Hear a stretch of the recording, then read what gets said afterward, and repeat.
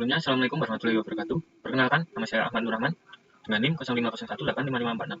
Pada video kali ini saya akan mengerjakan tugas 1 Pancasila. Tugas 1, pelajaran dari sejarah Pancasila bagi generasi muda. Terfokus pada perkembangan Pancasila dari masa ke masa. Pancasila tidak hadir begitu saja, melainkan melalui perjalanan sejarah yang panjang. Sejak sidang BBU, PKI, Piagam Jakarta, hingga pengesahan dalam UUD 1945, para pendiri bangsa berjuang merumuskan dasar negara yang dapat menyatukan seluruh rakyat Indonesia. Dalam perjalanannya, nilai-nilai Pancasila terus mengalami ujian dan penyesuaian dari masa ke masa mengikuti dinamika bangsa. Pada masa awal kemerdekaan 1945 sampai 1949, Pancasila menjadi pedoman utama dalam membangun identitas bangsa yang baru merdeka. Namun kondisi politik saat itu masih belum stabil karena adanya perbedaan pandangan tentang bentuk negara. Meskipun begitu, semangat persatuan dan kedaulatan rakyat tetap menjadi nilai utama yang dipegang teguh. Nilai Pancasila yang tercermin. Sila ketiga, para pendiri bangsa berjuang mempertahankan kemerdekaan dengan semangat kebersamaan tanpa memandang suku, agama, ataupun daerah. Sila kedua, bangsa Indonesia ingin bebas dari penjajahan dan memperlakukan semua warga secara manusiawi. Masa Republik Indonesia Serikat atau RIS pada tahun 1949 sampai 1950. Pada tahun 1949, Indonesia sempat berubah menjadi Republik Indonesia Serikat. Meski bentuknya negara berubah, semangat Pancasila tetap dijaga agar tidak hilang di tengah sistem federal. Akhirnya, tahun 1950, Indonesia kembali ke bentuk Negara Kesatuan Republik Indonesia atau NKRI.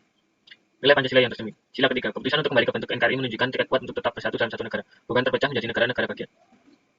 Sila kelima, keinginan agar seluruh rakyat mendapat kesempatan yang sama tanpa perbedaan wilayah ataupun status.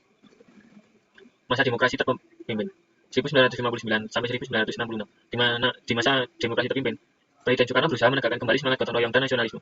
Namun pada masa ini juga muncul tantangan yang besar, yaitu penyimpangan terhadap makna demokrasi dan kebebasan berpendapat. Nilai Pancasila yang tercermin. Sila keempat. Konsep ini sebenarnya berusaha menegakkan musyawarah dan kepemimpinan bijak sesuai nilai Pancasila. Namun, nilai ini sangat menyimpang karena muncul dominasi kekuasaan yang mengabaikan suara rakyat. Masa Orde Baru tahun 1966 sampai 1998. Pada masa ini, Pancasila dijadikan asas tunggal bagi seluruh organisasi di Indonesia, meskipun bertujuan memperkuat ideologi bangsa. Penerapannya yang sering bersifat formalitas dan menekan kebebasan politik. Nilai Pancasila yang tercermin. Sila satu, Pancasila tetap dijaga sebagai dasar moral bangsa yang religius. Sila ketiga, upaya menjaga stabilitas nasional dilakukan demi keutuhan bangsa.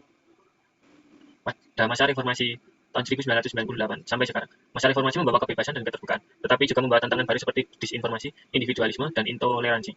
Di era digital ini, generasi muda harus menjadi penjaga nilai-nilai Pancasila agar tidak hilang dan oleh arus globalisasi. Nilai Pancasila yang tercermin. Sila keempat, rakyat bebas berpendapat dan memilih pemimpin secara demokratis. Sila kelima, upaya pemerataan pembangunan, kesetaraan gender, dan keadilan hukum terus dikembangkan.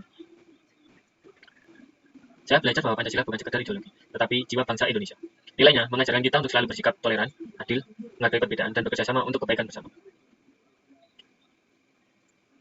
Pancasila adalah warisan luhur yang menjaga bangsa tetap utuh. Mari lanjutkan perjuangan para pendiri bangsa dengan menjadi generasi yang berkarakter, beretika, dan berjiwa Pancasila. Sekian video yang dapat saya sampaikan. Apabila ada salah, saya mohon maaf sebesar-besarnya.